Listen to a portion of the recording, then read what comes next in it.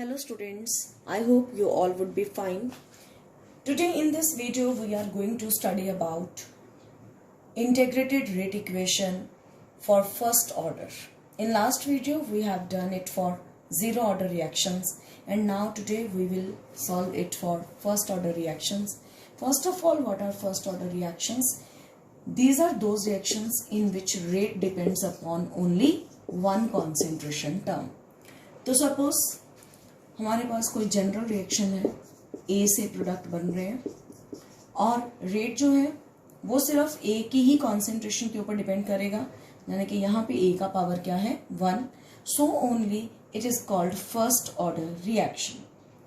Now students, हम इसको पूरा इलेबोरेट करने जा रहे हैं, इंटीग्रेटेड रेट इक्वेशन निकालने जा रहे हैं. उसके लिए सपोज करते हैं कि इनिशियल इस ए रिएक्टेंट का हमने ए मोल पर लीटर कॉन्सेंट्रेशन लिया, ए मोल पर लीटर.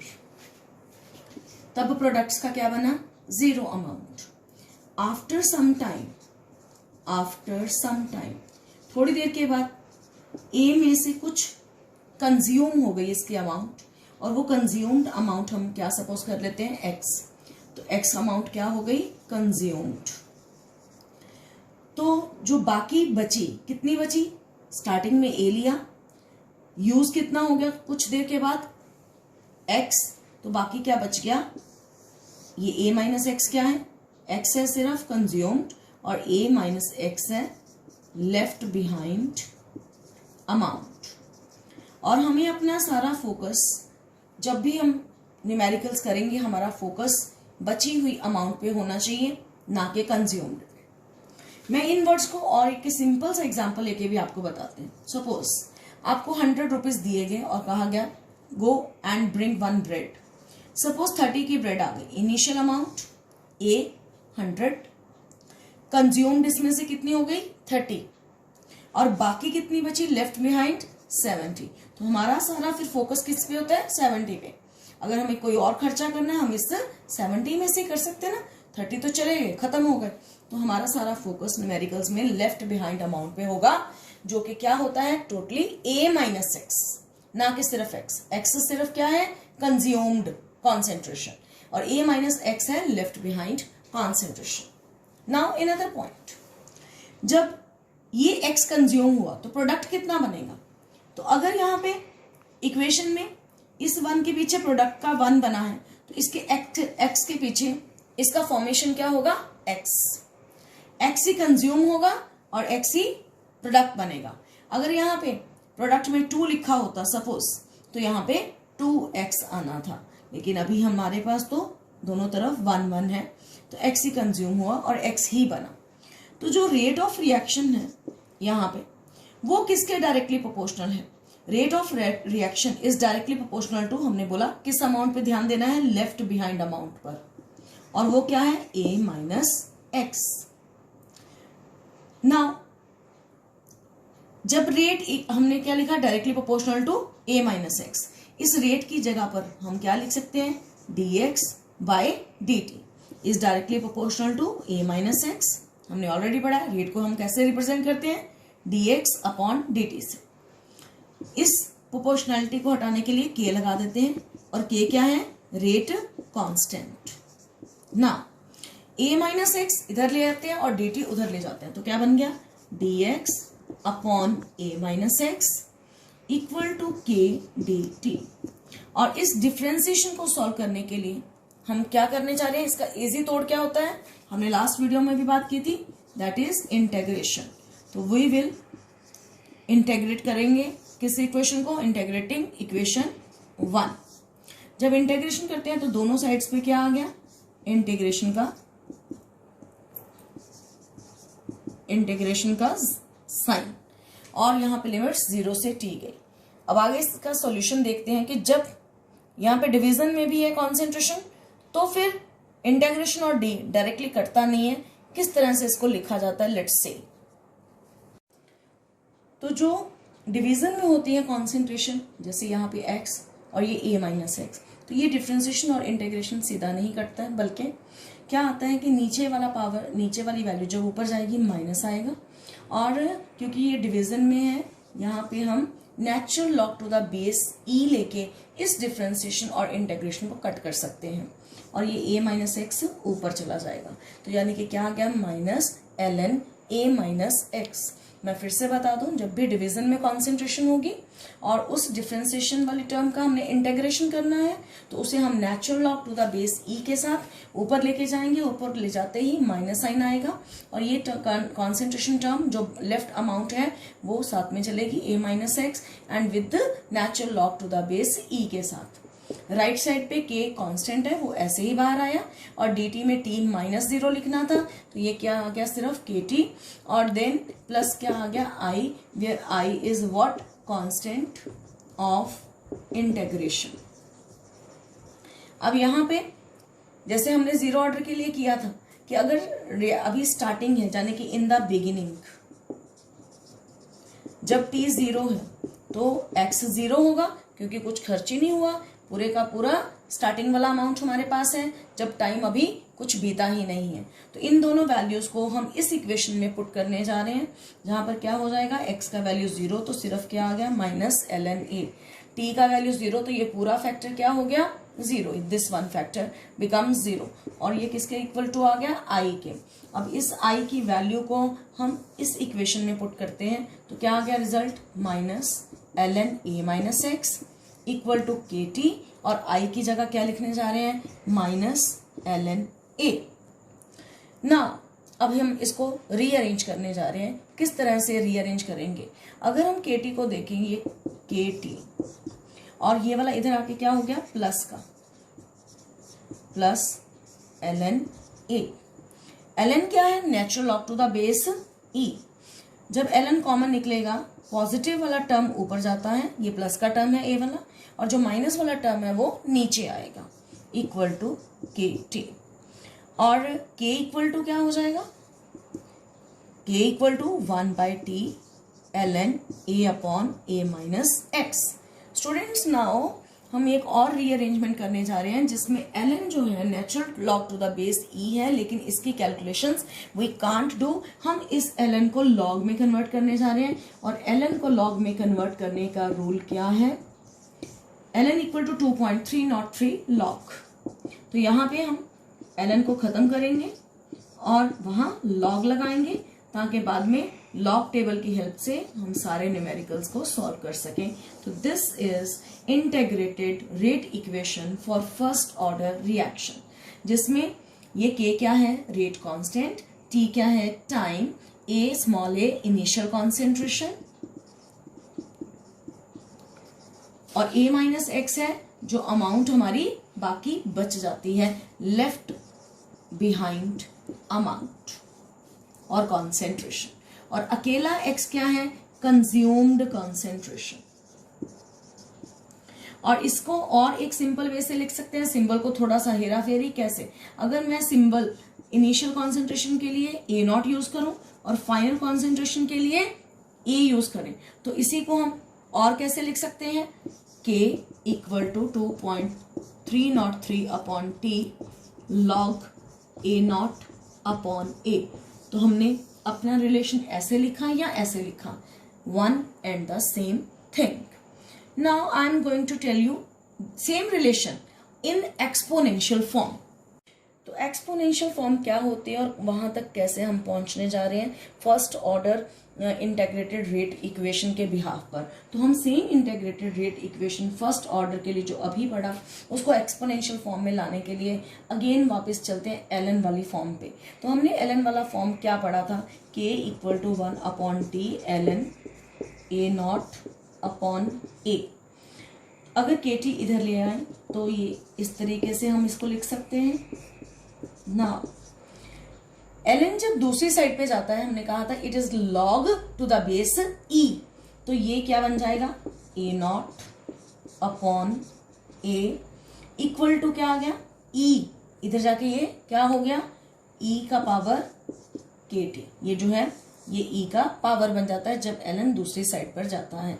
तो this form is called exponential form. इसी को और करके अगर फाइनल कॉन्सेंट्रेशन, ये इनिशियल कॉन्सेंट्रेशन है ये फाइनल, अगर फाइनल कॉन्सेंट्रेशन ऊपर हो और इनिशियल नीचे हो, तो इसकी एक और फॉर्म हो सकती है, दैट इज e की पावर माइनस के टी। यहाँ e की पावर सिर्फ के टी लिखा है, और जब मैंने लेफ्ट साइड को रिवर्स कर दिया तो e की पावर क्या हो जाएगी, माइनस के टी। और इससे कैसे लिख सकते हैं, ए नॉट उधर ले जाइए, तो e की पावर माइनस के T. This is the general form of exponential form of integrated rate equation for first order reaction. अब हम ये वाला जो एक्सपोनेंशियल फॉर्म किया, और अभी ये जो ऊपर हमने लॉग की फॉर्म में रिजल्ट निकाला, एक्चुअल रिजल्ट, इस बिहाफ पर ग्राफ ड्रॉ करके कॉन्सेंट्रेशन और रेट के बीच में, टी हाफ और कॉन्सेंट्रेशन के बीच में ग्राफ्स करने जा रहे हैं। तो यहाँ पर सबसे पहले मैं आपको ये बताऊंगी व्हाट इज टी हाफ। तो हम टी हाफ की बात करने जा रहे हैं। T half, half life period.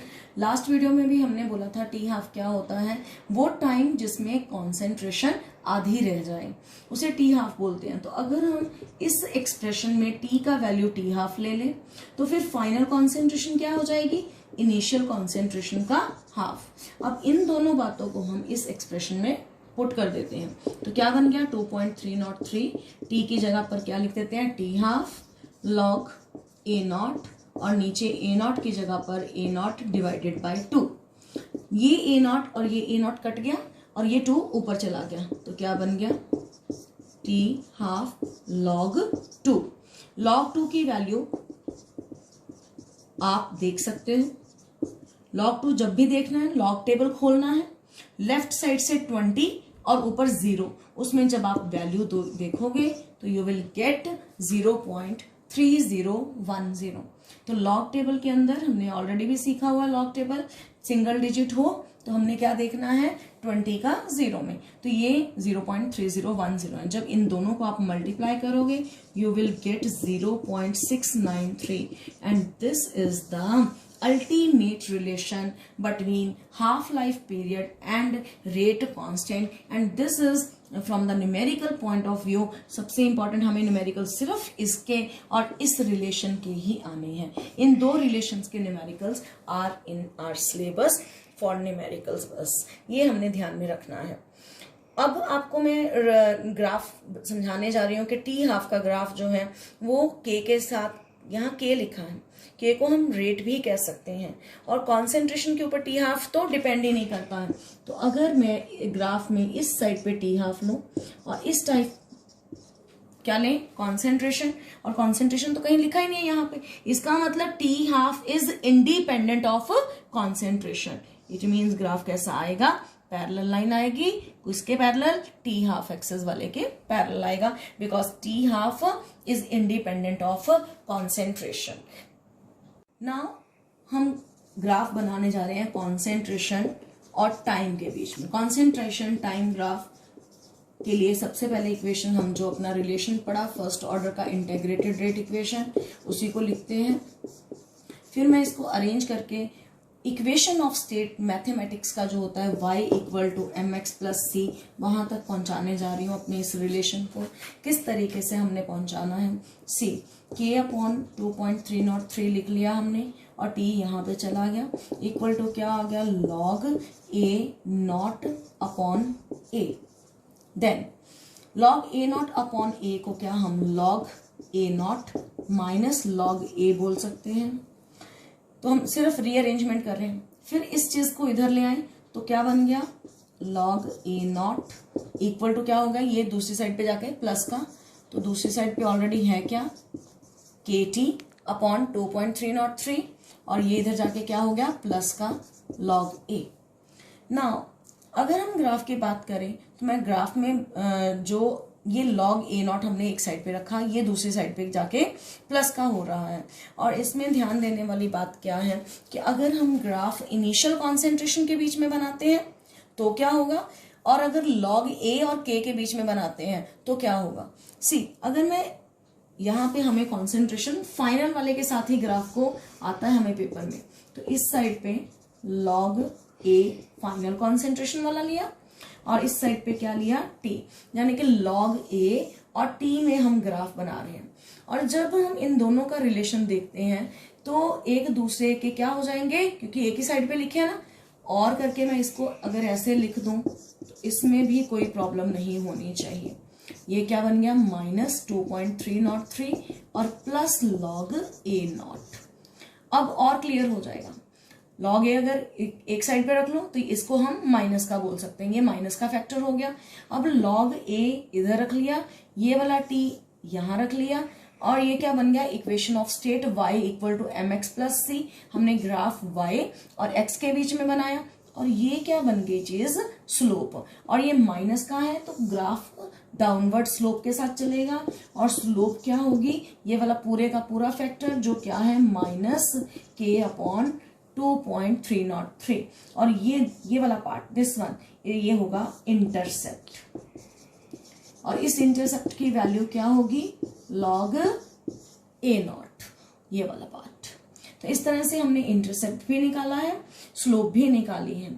और अगर हमें ग्राफ आ जाए किस किस के बीच में, ये भी बहुत पॉपुलर ग्राफ है, इधर टाइम और इधर कॉन्सेंट्रेशन पूरा a0/a के साथ, यानी कि इनिशियल और फाइनल दोनों ही लिए, यहाँ पे सिर्फ फाइनल के साथ बनाया, और इनिशियल और फाइनल इस तरह से इस इक्वेशन को अगर आप देखो जरा, सी दिस इक्वेशन, इसमें log a0/a और t आपस में क्या है बिल्कुल डायरेक्टली प्रोपोर्शनल है, और ये पार्ट क्या बन जाएगा स्लोप, और इंटरसेप्ट कोई नहीं है, जाने के डायरेक्टली प्रोपोर्शनल है, तो ग्राफ कहां से कहां बनेगा, यहां से यहां।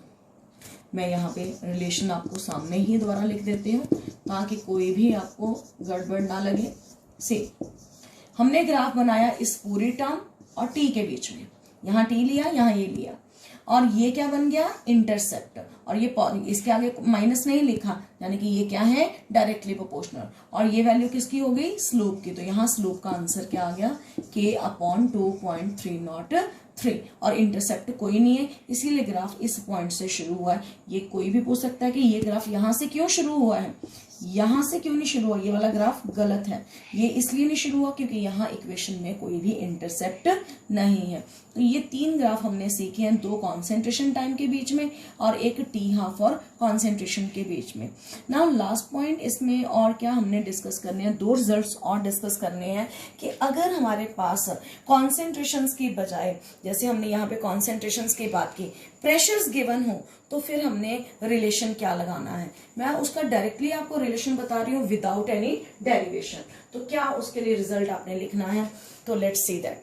Now if any reaction is in gas phase but it is of first order reaction, तो उसका इंटीग्रेटेड रेट इक्वेशन का फॉर्मूला हमने क्या लगाना है, वही रहना है, सिर्फ फर्क क्या, वहाँ हम पीछे फर्स्ट ऑर्डर रिएक्शंस में क्या लेते हैं log a0/a, यहाँ पे हम प्रेशर की टर्म्स में लेंगे, और P0 ऊपर आएगा, P0 है इनिशियल प्रेशर, और नीचे जो प्रेशर बाकी बच जाता है वो हमने क्या लेना है एक्सप्रेशन में 2P0 - PT, PT है final not final pressure after time t, और P0 इनिशियल प्रेशर। और ये रिलेशन हम यूज करेंगे जब भी गैस फेज के रिएक्शंस के न्यूमेरिकल आएंगे। कॉमन सा एग्जांपल है इसके लिए, सल्फ्यूराइल क्लोराइड है, वो जब भी डिकम्पोज होगी थर्मल डिकम्पोजिशन तो दो प्रोडक्ट बनाती है, सल्फर डाइऑक्साइड एंड क्लोरीन। ये सल्फ्यूराइल क्लोराइड भी गैस है, ये भी गैस है, ये भी गैस है, तो ये रिएक्शन गैस फेज में है। ऐसे रिएक्शन के लिए अगर स्टेटमेंट में प्रेशर्स गिवन है तो हमें प्रेशर्स वाला रिलेशन लगाना है, अगर कॉन्सेंट्रेशंस गिवन है फिर जो हमने पहले किया वही लगाना है, ये हमने ध्यान में रखना है। नाउ वन मोर थिंग कि कभी भी टी हाफ निकालना है जनरल, उसका मैं आपको एक रिलेशन बताने जा रही हूँ कॉम्पिटिटिव के भी हिसाब से और मल्टीपल चॉइस क्वेश्चंस के हिसाब से भी। तो t half is inversely proportional to initial concentration raised to the power n-1 where n depicts order of reaction कि ऑर्डर क्या है। अगर यहाँ पे फर्स्ट ऑर्डर की बात हो तो ये 1 - 1 आ जाएगा, तो 1 - 1 मतलब 0, यानी कि इनिशियल कॉन्सेंट्रेशन के ऊपर टी हाफ डिपेंड नहीं करता है। अगर हमारे पास यहाँ सेकेंड ऑर्डर आता तो 2 - 1, तो ये हो जाता कि it is inversely proportional to concentration. तो लाइक दैट अगर जीरो ऑर्डर होता तो ये क्या बन जाना था, 0 - 1, ए नॉट की पावर -1 जो ऊपर चले जाना था, और फिर इसका मतलब कि अगर एन का वैल्यू 0 है यानी कि ऑर्डर ऑफ रिएक्शन 0 हो गया, और जीरो ऑर्डर रिएक्शन के लिए t half is directly proportional to a naught. अगर n की वैल्यू 1 है तो 1 - 1 0, ए नॉट की पावर 0 हो गई, यानी कि टी हाफ क्या है, इंडिपेंडेंट ऑफ कॉन्सेंट्रेशन। तो इस तरीके से ये एक जनरल हमने फॉर्म लिखा टी हाफ का इनिशियल कॉन्सेंट्रेशन के साथ रिलेशन। एंड नाउ एक इम्पॉर्टेंट पॉइंट जो है वो ये है कि टी 99.9% का मतलब क्या है। इसका मतलब है कि परसेंटेज का मतलब 100 होता है, यानी कि अगर हमने 100 ग्राम अमाउंट ली स्टार्टिंग में, उसमें से 99.9 कंज्यूम हो गया, तो बाकी ये कंज्यूम्ड हो गया किसमें से, 100 में से। और 100 क्यों बोला, परसेंटेज की वजह से। तो बाकी कितना बचा, 100 - 99.9।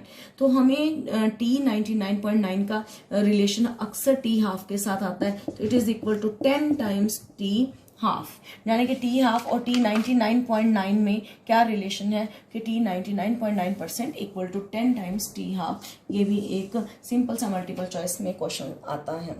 नेक्स्ट स्टूडेंट्स, हम ये हमारा ऑल अबाउट है फर्स्ट ऑर्डर रिएक्शंस, और इसके आगे का जो इसके न्यूमेरिकल्स हैं जो हमारे सिलेबस का पार्ट भी है, we will solve in next video. Thank you, have a good day.